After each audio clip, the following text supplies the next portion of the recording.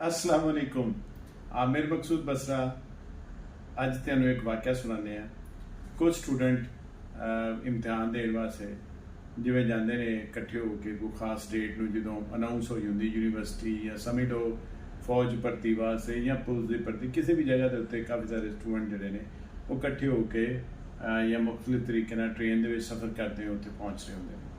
तो तीन दोस्त जो टिकट लै रहे होंगे तिने लेंदे ने तो एक होर तीन दोस्तों का ग्रुप होंदा वो एक ही टिकट लेंदा। खैर वो इकट्ठे कोई कैबन दे विच बह जांदे ने तो उन्होंने पुछदे ने भी तुसीं तिन्ने बह गए हो टिकट तो तुसीं एक लिया साडे सामने। वो समझदे ने शायद इन्हां दो पहला तो ले आउणे कहंदे हाँ जी असीं एक ना ही सफ़र करना। वो बड़े हैरान होंदे ने एक ना किवें करना।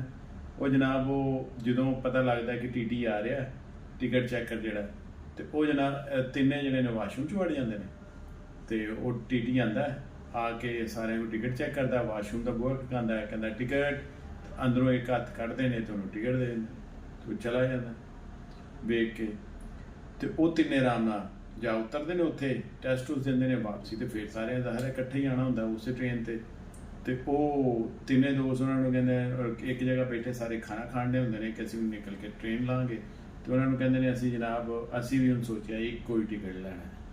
वो कहते हैं कोई गल नहीं असीं एक भी नहीं लेना। कहते ने है आउंदियां एक ते वापसी तो एक भी नहीं। खैर वो एक टिकट लेंदे ने ते तिन्ने वड़ जांदे ने दूसरे बगैर टिकट तो ही वड़ जांदे। हुण वो टीटी का उन्होंने पता लगता तो तिन्ने दोस्त भज के वाशरूम च वड़ जांदे ने जिहड़े जिन्हां ने एक टिकट ली हुंदी ते थोड़ी देर बाद टीटी बूहा खड़कांदा है ते टिकट कहिंदा ते वो जनाब टिकट बाहरों खांदे ने तो टीटी उन्होंने थोड़ी देर बाद अंदाज़ा होंदा कि टीटी चला गया वो बाहर आके बह जांदे ने और बाकी दूसरे तीनों दोस्त जोड़े ने वाशरूम च वड़ जाते हैं। उन्हें देर टीटी फिर आ जाता वो कहता जी टिकट वो कहते ने वो हुण परेशान हो जाते हैं वो जी ये हो गया वो हो गया कहता ना वो डबल डबल पैसे पाता उन्होंने टिकट के जो रिवाज होंदा तो जाके वाशरूम खड़कांदा तो विचों एक हथ निकलता वो टिकट उन्होंने विखांदा और टीटी साहब चले जाते हैं।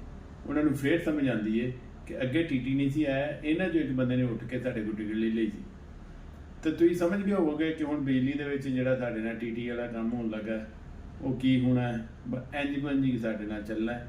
बाकी अल्लाह मालिक है पाकिस्तान जिंदाबाद।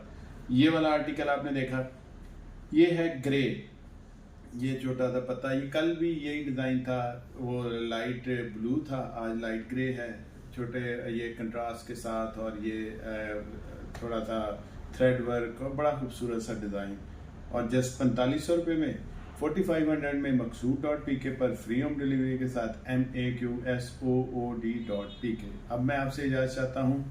अल्लाह हाफिज़।